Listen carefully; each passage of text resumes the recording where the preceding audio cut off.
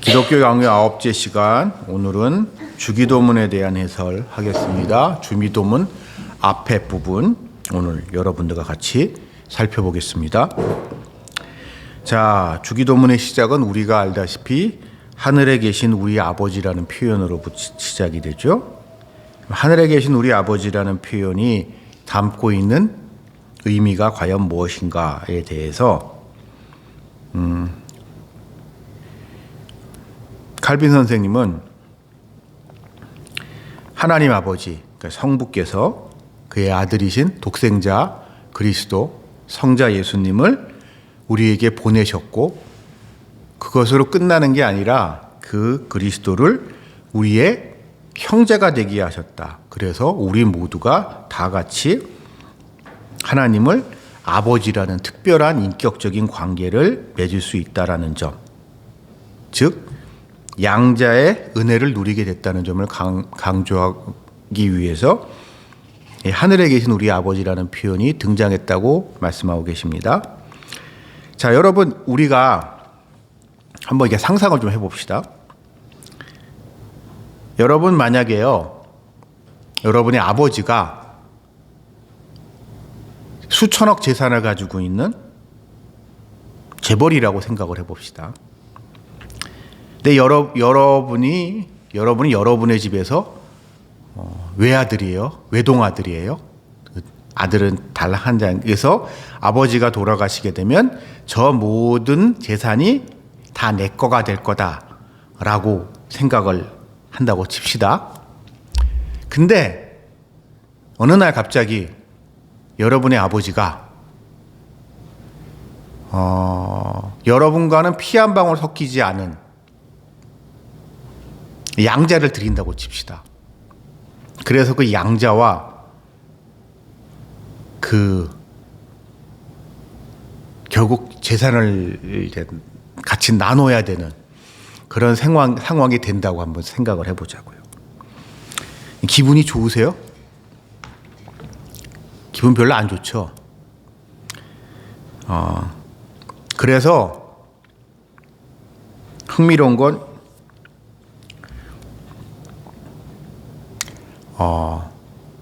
우리나라도 얼마 전까지 그런 거로 제가 알고 있는데 지금은 정확히 제가 확인을 못했는데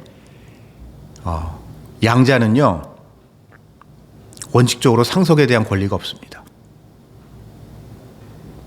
권리가 없는 경우가 많아요. 그러니까 유럽에서도 그렇다 그러더라고요. 양자로 입양을 할 때 이 두 가지 종류가 있대요. 그러니까 저도 정확히 무슨 이야기인지 잘 모르겠는데, 그러니까 우리나라 옛날에 이제 한때 우리나라가 고아 수출국으로 이제 명성을 알리던 시절에 우리나라의 이제 고아들을 외국에 이제 특히 유럽 쪽에서 이제 유럽이나 미국에 뭐 이런저런 이유로 입양을 할 경우에 입양할 때 두 가지 종류가 있다고 그러더라고요. 하나는 상속권이 있는 입양이 있고 상속권이 없는 입양이 있다고 그러더라고요. 근데 대부분의 경우에는 상속권이 없는 입양이라고 그러더라고요. 왜냐하면 그게 결국 상속권이 있게 되면 원래 그 상속권을 가지고 있는 원래 자녀의 이익을 그만큼 침해하는 거잖아요. 그렇죠? 원래 이익을 침해하는 거기 때문에 대부분의 경우엔 이 양자는 유산에 상속받지 못한다고 그러더라고요. 그러나 하나님께서는, 그러니까 성부께서는 성자와 함께 우리를 형제가 되게 하시면서 양자로서 하나님의 나라를 유업으로 같이 물려받는 그런 특별한 은혜를 주게 되셨다는 점을 강조하기 위해서 하늘에 계신 우리 아버지라는 표현을 사용하고 있습니다. 근데 여기서 또 한 가지 특이한 거는 나의 아버지가 아니라 우리 아버지라는 점을, 그러니까 그러니까 우리가 보통 일반적으로 신앙생활은 나와 하나님과의 이제 1대1의 나의 믿음으로 구원받고 나와 하나님의 관계 사이에 문제라고 생각을 하는데, 그렇다면 나의 아버지라는 표현을 써야 되지만 여기서는 특별히 우리 아버지라는 표현을 사용하고 있는데, 그것은 이 원래부터, 그러니까 우리는 하나님의 자녀가 아니었고 하나님의 자녀로 받아들여진 거기 때문에, 그것은 나의 하나님이기도 하지만 다른 모든 그리스도인의 아버지이어서 그분은 우리 아버지라고 표현을 할 뿐만 아니라, 우리 모두 공통의, 우리가 모두의 아버지라는 점을 강조할 뿐만이 아니라, 또 한 가지 여기서 우리가 짚고 넘어가야 될 중요한 문제는, 우리 믿는 모든 사람들은 하나의 아버지를 같이 모시는 형제 자매라는 거죠. 그래서 중요한 게 뭘까요? 그러면 너의 형제 자매이기 때문에 그들의 어려움, 그들의 곤궁한 삶에 대해서 책임이 있는 거죠. 요즘은 이제 세상이 옛날에 비해서 많이 각박해지기는 했죠. 많이 각박해지기는 했지만, 그래도 우리 이제 한번 좀 생각을 해봅시다. 여러분이 뭔가 이렇게 사업이 잘 됐거나 뭐 하여튼 일이 잘 풀려서 엄청나게 이제 부유해졌어요. 엄청나게 큰 부자가 됐다고 칩시다. 근데 여러분의 형제, 뭐 형이건 동생이건 누나건 뭐 하여튼 여러분의 가족이, 피를 나눈 가족이, 형제자매가 경제적으로 어려운 생활에 놓여 있어요. 그러면 그 사람을 외면할 수 있을까요? 진짜로 나의 가족이라면, 나의 피부치라면, 형제자매라면 그럴 수가 없죠. 그렇기 때문에 우리 아버지라는 말은 우리 믿는 자들이 한 아버지를 같이 공유하는 우리의 믿음의 형제자매들에 대한 그런 책임, 그들을 구제하고 그들에게 봉사해야 될 그러한 책임을 강조하는 표현이 우리 아버지라는 표현입니다. 즉, 그러니까 그렇잖아요. 나랑 피 한 방울 섞이지 않고 남이라고 생각하는 사람을 내 아픔과, 그래도 내 가족의 아픔은 우리에게 다가오기 때문이죠. 그리고 이제 마지막으로 여기서 이제 하늘에 계신 우리 아버지라는 표현에 있어서 우리가 조심해야 될 부분은 이 하늘이라는 표현입니다. 이 하늘에, 우리가 하나님은 하늘에 계시다라는 표현을 많이 쓰는데요. 그러나 이 하늘이라는 표현에 대해서 우리가 조심해야 되는 게, 하나님이 하늘에 계시다고 해서 우리와 떨어진 저 멀리, 나의 지금의 일상의 삶과는 상관없는 저 멀리 있는, 태초에 천지를 창조하셨고 이 세상을 이렇게 만드셨지만, 이 세상을 운행하시지만 저 멀리 계셔서 마치 이렇게 방관자, 심판자로 이게 저 멀리서 이렇게 위에서 쳐다보는 그런 하나님이라고 우리가 생각하기가 쉬운데, 이 하늘이라는 표현을 사용을 한 것은 그러한 하나님의 초월성, 이 세상과는 다른 초월성을 강조하기 위한 표현이라기보다는, 하나님의 위엄, 하나님은 그만큼 우리보다 높은 분이시다, 우리가 감히 다가갈 수 없는 분이다 라는 점을 표현할 수 있는 우리 인간의 언어의 최대치가 하늘이라는 표현이기 때문에 여기서 하늘에 계시다는 표현을 쓰는 겁니다. 하나님은 하늘에 계시기도 하지만 땅에도 계시고 여러분의 마음속에도 계시고 저의 마음속에도 있고 우리와 늘 함께 하시는 하나님이십니다. 그렇기 때문에 이게 여러분 예를 들어서 무슬림들 같은 경우에는요 철저하게 그러니까 이슬람 이게 알라가 하나님이라 그러면요 이슬람들의 하나님은 하늘에 계신 하나님이에요. 우리 인간이 감히 직접 어떤 관계를 맺을 수 없는 존재예요. 그래서 알라가 예를 들어서 선지자 마호메드한테 뭔가 메시지를 줄 때도 알라가 이게 하나님이 알라? 그분이 직접 계시를 준 게 아니라 천사 누구를 통해서, 천사 가브리엘을 통해서, 천사 미카엘을 통해서, 천사를 통해서 일하시는 분이다라고 이슬람들은 얘기하거든요.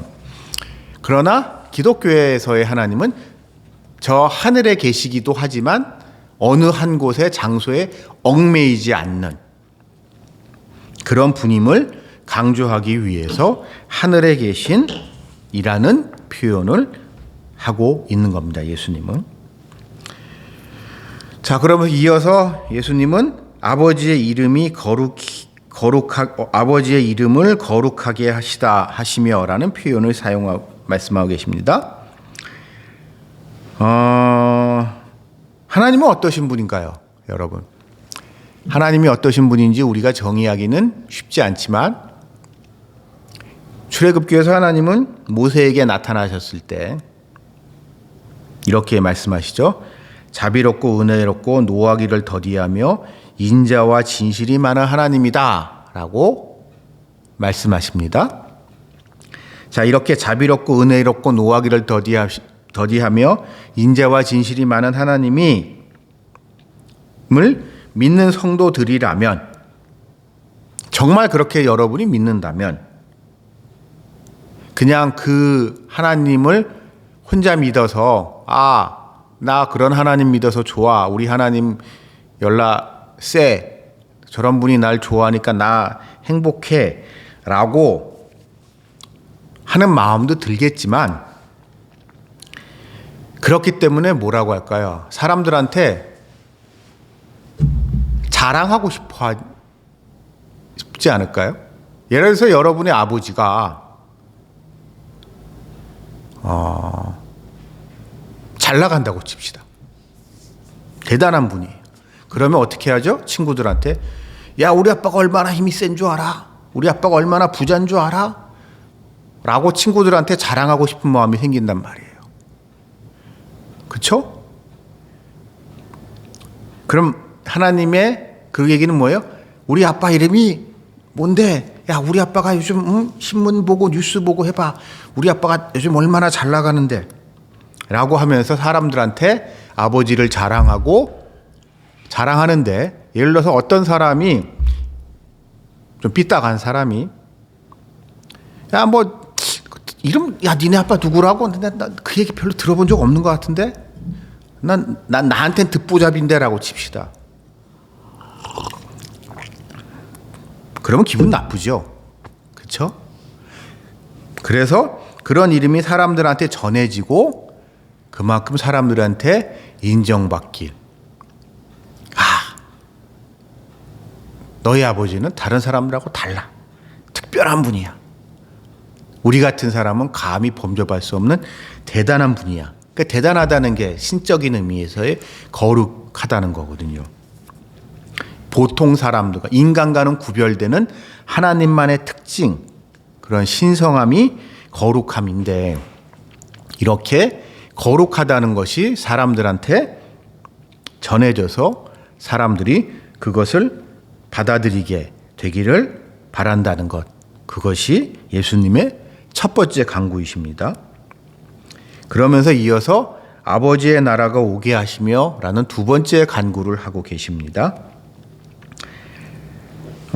그것은 하나님의 나라란, 여기서 첫 번째 고민은 하나님의 나라가 과연 무엇이냐, 이거에 대해서는 조금 논란의 여지가 있어요. 성경 전체적으로 예수님의 선포, 예수님의 캐리그마의 핵심 키워드는 하나님의 나라인데요. 이 하나님의 나라가 과연 무엇이냐라는 거에 대해서 는 다양한 견해가 있는데, 칼빈 선생님은 하나님의 나라는 하나님 아버지께서, 성부께서 성령을 통해서 자기 백성을 다스리시는 것. 그들에게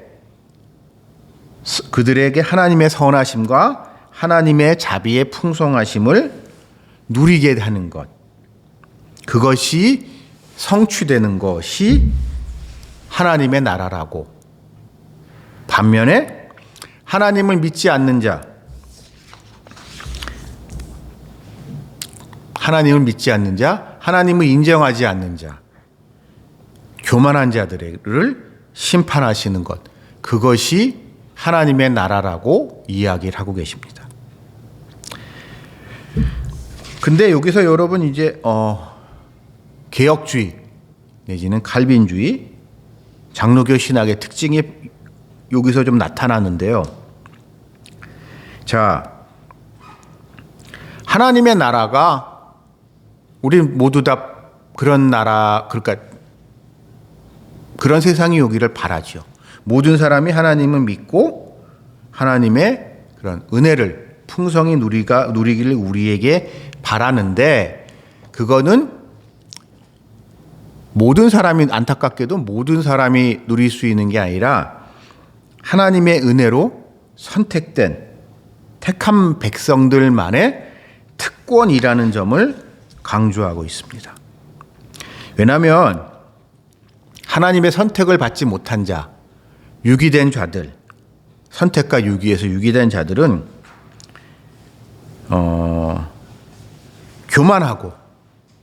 교만해요. 나 잘났어요. 나 혼자 할 수 있어요. 그래서 하나님을 인정하려고 들지 않습니다. 하나님한테 자기의 모든 것을 맡기지 못합니다. 설령 하나님을 인정한다고 하더라도 그 하나님을 제한합니다.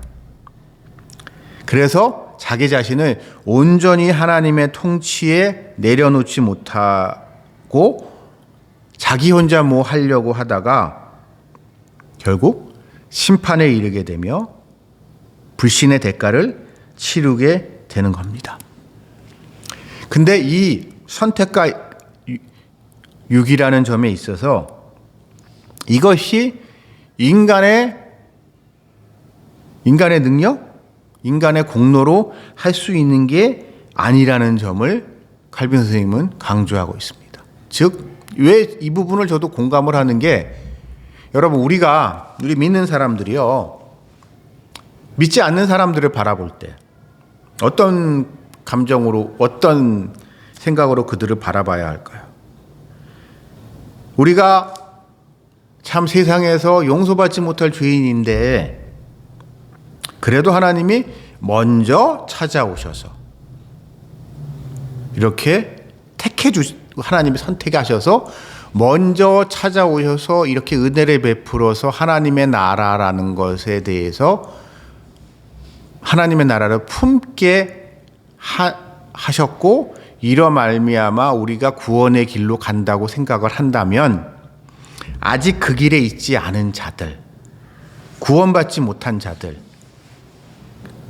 그러면서 선택받지 못한 자들에 대해서 우리가 안타까운 마음을 가지게 되는 거예요.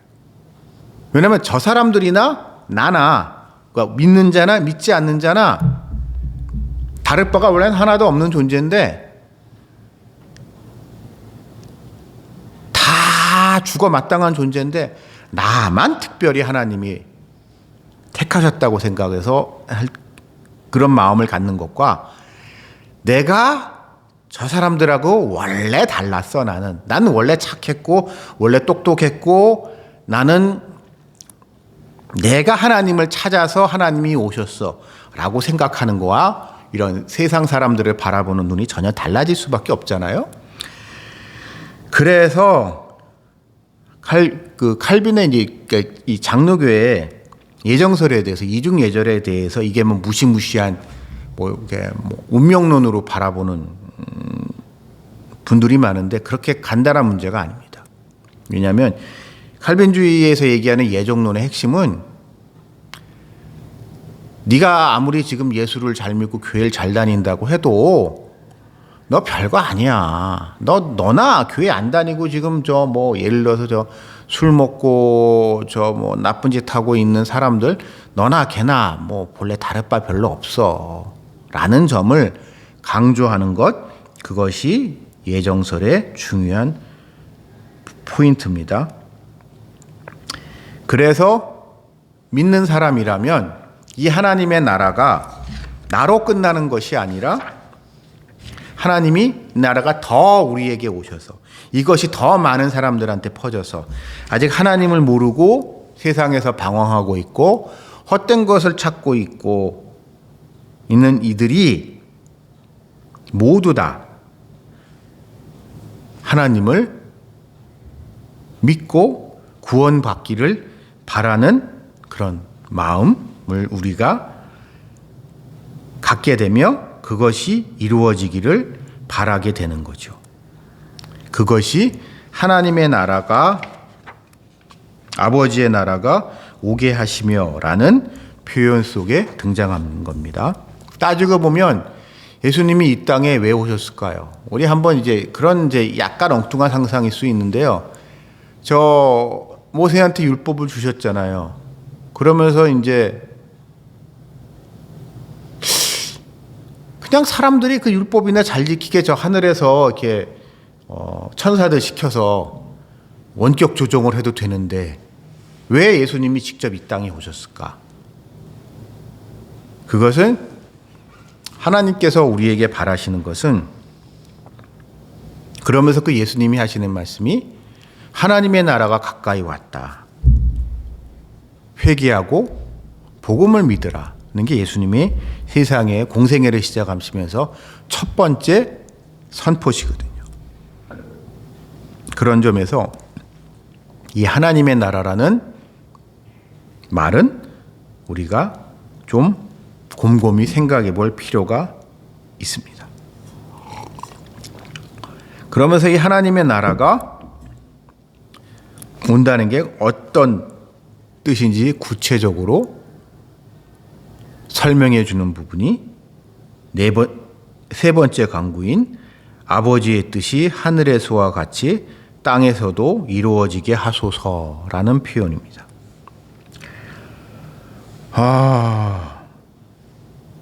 사람들은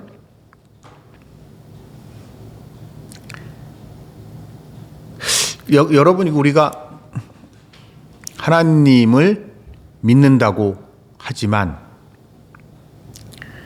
하나님을 믿는다고 하면서도 완전히 믿지 못하고 자발적으로 믿지 못하고 마지못해 억지로 믿는 척 하는 사람들도 많이 있습니다. 예를 들어서 그러니까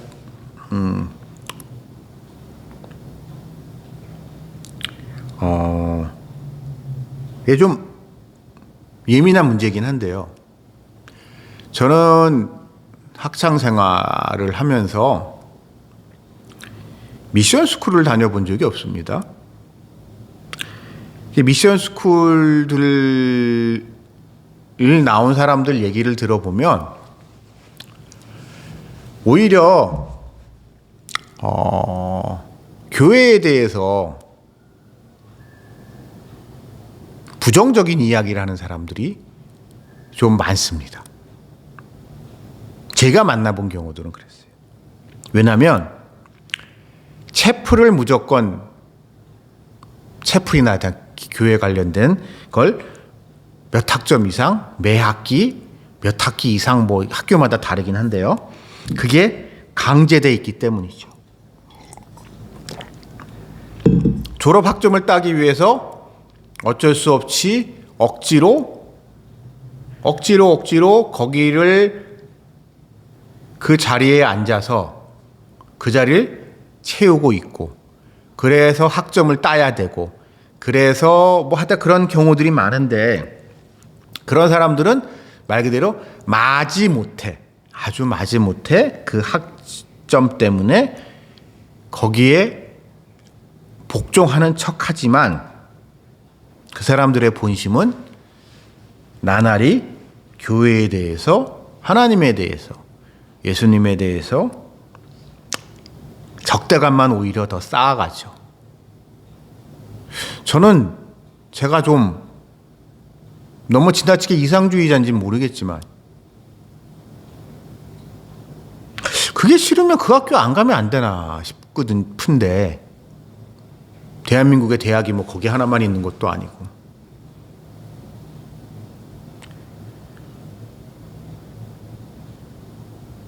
더군다나 요즘 근데 한국 사회에서 이게 신앙의 종교의 양심이라는 문제에 대해서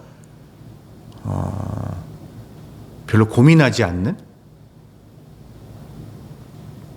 왜냐하면 우리는 한 번도 신앙의 자유, 양심의 자유를 위한 처절한 투쟁의 역사가 없어서 그런지는 모르겠지만 어쨌든 그렇게 마지못해 복종하는 척하는 사람들이 많이 있습니다. 그러나 진정한 믿음은 억지로 거기에 앉아 있는 것, 믿는 척하는 것이 아니라 자발적으로 하나님께 순종하는 것이고 하나님을 의지하는 것, 그것이 진정한 믿음입니다. 그리고 하나님은 그런 사람을 찾으시지요. 그것이 하나님의 뜻이지요. 그래서 예수님이 이 세 번째 강구에서 말씀하시는 것은 이렇게 하나님을 믿는 척하지만 마지못해서 믿는 척하지만 마음속으로는 믿지 않는 이런 사람들이 정확히 말하면 하나님의 뜻을 받아들이지 않는 하나님의 통치를 자발적으로 받아들이고 복종하지 않는 자들이 이 땅에 있는 많은 그런 사람들조차도 하나님을 알고 하나님을 믿고 하나님께 의지하며 하나님이 바라시는 것, 하나님이 원하시는 것을 위하여 자신의 삶을 살기를 바라는 것, 그것이 하나님의 뜻이 하늘에서와 같이 하늘은 뭐예요? 하나님, 여기서의 하늘은 하나님의 뜻이 100% 온전하게 성취되는 것 같이, 그런 것 같이 땅에서도 우리 인간이 온전하게 하나님의 뜻대로 살아가는 그러한 세상이 되기를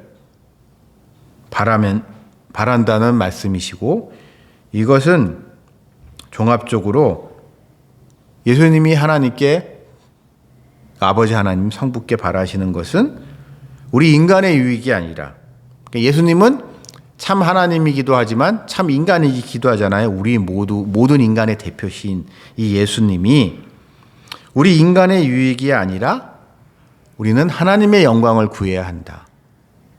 점. 그리고 이런 거조차도 우리가 하나님한테 기도하며 구해야 한다는 점을 강조하고 계십니다. 즉, 우리는 이제 불신자들의 특징 중에 하나가 이런 게 있어요. 하나님이 그렇게 전지전능하고 대단하시다면 나 좀 믿게 해봐. 난 안 믿어지는데, 난 안 믿어져. 좀 믿게 좀 해보시죠. 라고 하면서 건방 떠는 인간들이 있습니다. 나 이해가 안 돼. 이게 말이 돼? 난 못 믿겠어. 네 하나님이 그렇게 전지전능하고 대단한 분이라면 나 좀 한번 믿게 해봐.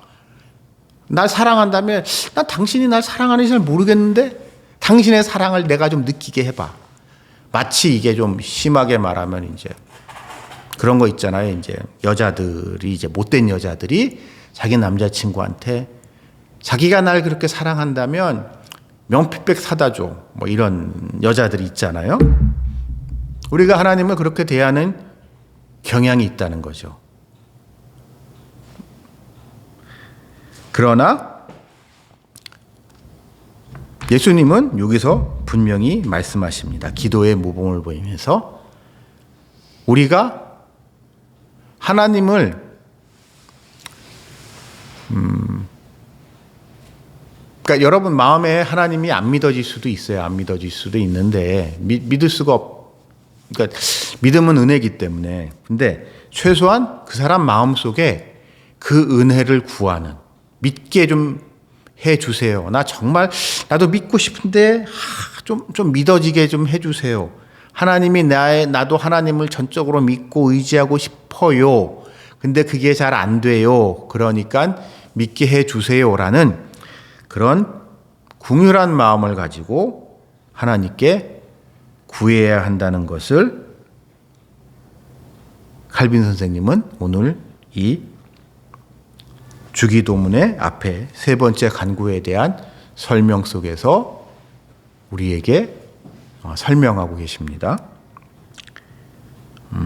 여러분, 우리가 너무 익숙한 주기도문이지만은 그 익숙함 속에서도 그런 우리의 신앙에 중요한 포인트가 있다는 점을 다시 한번 생각해 보시길 바라며 오늘 강의는 여기까지 하겠습니다. 다음 주에 뵙겠습니다.